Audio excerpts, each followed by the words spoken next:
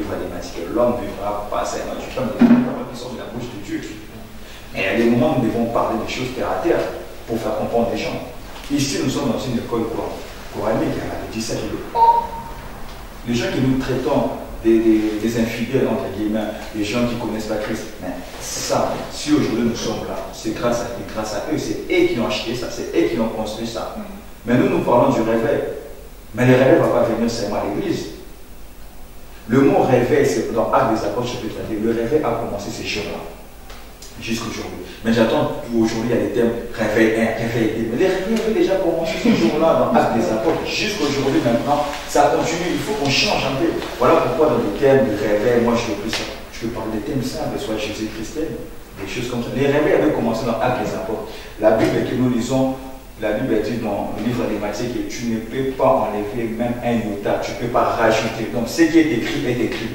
Donc le réveil avait commencé dans Actes des Apôtres, chapitre 2. Ces jours-là, la Bible dit, non, même pas là, mais la prophétie dans le livre de Joël, chapitre 2, où le prophète Joël a dit, dans l'éternel temps, j'ai répondu mon esprit. Là, le prophète a prophétisé. Maintenant, l'accomplissement est arrivé dans Actes des Apôtres, chapitre 2, verset 17.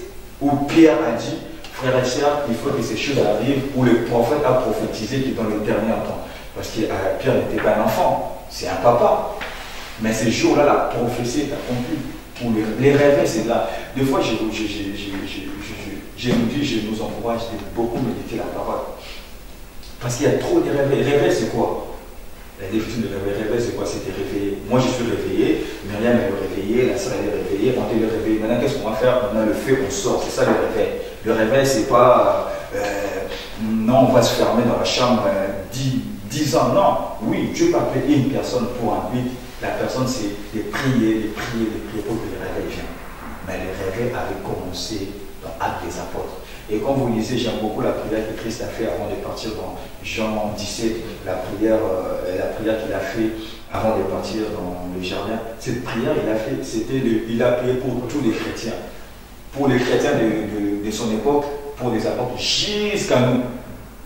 C'est quand vous lisez ça, Jean 17, c'est la prière, quand je lis cette prière, tu te dis, waouh! Il a fait une prière, il a dit, Père, je te rends grâce parce que tout ce que tu m'avais donné, je le fais selon ta parole. Et je prie. Et donc il a prié pour les gens anciens, il a prié pour nous, jusqu'à nos futurs enfants, jusqu'à nos enfants qui vont venir, nos enfants.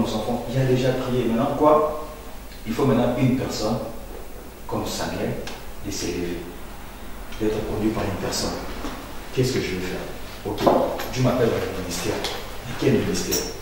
Ministère apostolique, le ministère prophétique, évangéliste, ministère de Torah, ministère, quoi encore, j'ai oublié, les 5 ministères.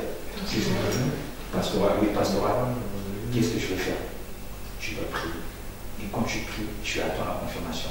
On ne va pas dire à l'homme de Dieu, pasteur, Dieu m'a dit, Dieu m'a appelé au pastorat, Dieu m'a appelé au pastorat. Ok, maintenant imagine, tu fais d'abord les études par exemple. Tu es jeune, tu fais les études. Tu vas arrêter les études? Non. Tu dois continuer d'abord. Autant convenable, si Dieu te dit arrête, tu arrêtes. Maintenant, imagine dans nos églises, on a déjà des problèmes d'argent. Maintenant, toi, je vais rentrer en plein temps. Qui va te payer les loyers? Qui va payer les factures? Ça ne nous vend pas aussi, nous sommes sur la terre. Il y a des loyers à payer. Ici, si on est là parce qu'on a payé, si on n'avait pas payé, on ne va pas être ici. Parce que beaucoup de gens pensent à ça. Il y a des gens qui viennent, ah, frère, que Dieu te bénisse, on vit par la foi. Ah, on vit par la foi, mais lui, il travaille, il gagne bien sa vie. Mais quand c'est toi, ah, Dieu te bénisse. Moi, j'ai dit, ça c'est moi, j'ai dit à Dieu, je ne veux pas donner l'évangile des pauvres. Non. Une personne qui vient te voir, ma soeur, je souffre, j'ai besoin de ça, je suis libéré. La Bible dit, c'est ça aussi la foi. La foi sans œuvre, elle est morte. C'est quoi la foi? Je priais. Par exemple, j'ai dit, Seigneur, j'ai besoin de 10 000 euros. Et pendant que je priais, le Seigneur m'a mis une conviction, il m'a donné une vision. Il m'a dit, oui, je vais te bénir. Dieu nous bénit toujours à travers les hommes. Il m'a dit, bon, ok, va voir la sœur Myriam. La sœur Myriam, elle a 10 000 euros. Et je vais voir la sœur. J'ai un petit souci, j'ai besoin de 10 000 euros. Mais la sœur, elle a 10 000 euros. Et la sœur me dit, oh, tu sais, à ce moment, c'est Dieu. Lui, on va prier. Mais la sœur, elle a 10 000 euros. Et tu rentres. Tu vois pas que, tu as tué ta foi. Alors que la personne est là pour activer ta foi. Je n'ai pas dit de compter sur une personne. Je n'ai pas dit de compter, mais la Bible dit la foi vient de ce qu'on attend. J'ai entendu ce que Dieu m'a dit. Il m'a dit, sors, va voir un tel. Et je viens voir la personne est là, mais la personne n'a pas de vie. Mais la personne de Dieu est priée. Vous voyez là où maintenant les chrétiens tombent maintenant dans des pièges, où nous prions, nous demandons à Dieu la richesse, pas pour les autres, mais qui pour nous. Moi, il y a beaucoup de gens qui ne m'aiment pas, non, je ne connais pas. Mais Dieu va te bénir, mais pas pour toi, mais pour les autres. Ça fait mal. Imagine, tu pries pour ta vie, mais Dieu te dit, je te bénis pas pour toi, mais pour les autres. Qui peut faire?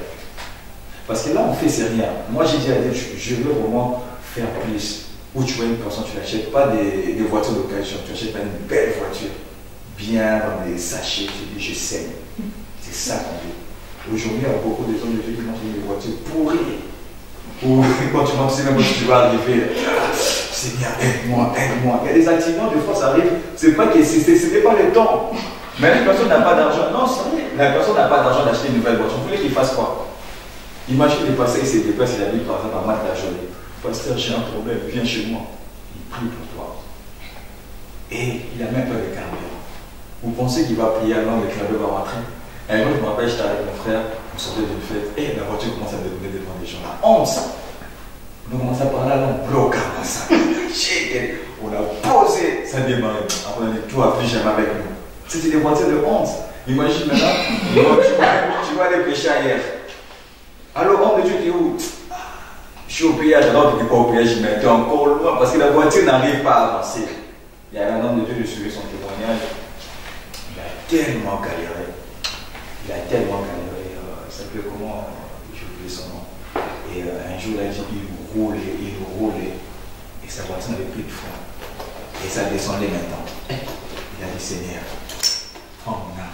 il a dit la voiture, il a commencé à prier. Il y a le pasteur Assin qui était avec lui, il a sauté la fille. Lui, il était toujours Ramasakata. Il a dit, il a arrivé. Et le lendemain, il rentre à la maison, sa femme lui a fait à manger. Il a dit, tu vois, toi, je te mange seulement pour la dernière fois. La prochaine fois, plus dans ma maison.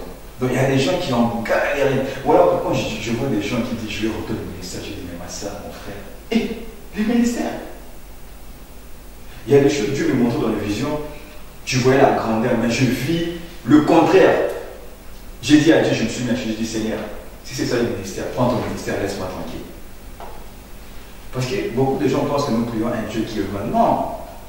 Comme on est là, il est avec nous. Il est là. Il est plus réel que moi et vous. On ne le voit pas, mais on le sent à travers quoi? Le Saint-Esprit. Il est là avec nous. Quand ça ne va pas, au lieu d'appeler un homme de Dieu, c'est bien, on commence d'abord à prier. Aujourd'hui, il y a beaucoup de scandales, oui, parce que nous, les chrétiens, on ne veut pas conduire. Tu fais un songe, par exemple. Au lieu de prier, tu attends 5, 6 heures, 7 heures, 8 heures pour appeler ton pasteur. Ton pasteur aussi, c'est un homme comme toi.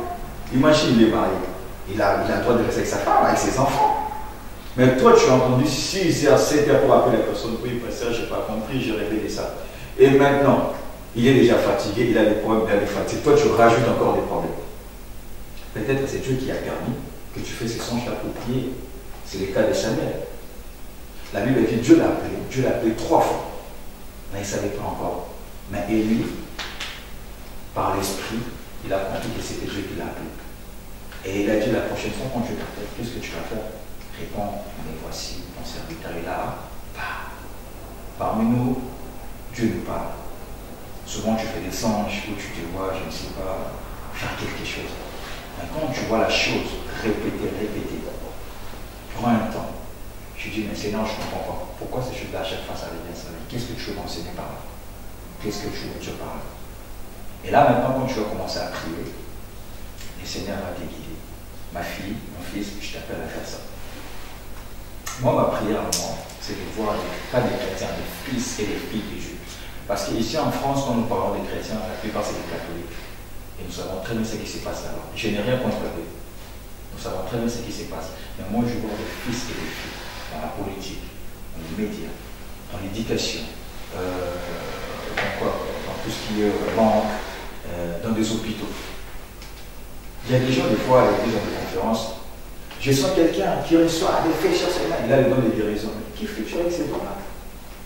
Qui fais-tu avec ces dons-là?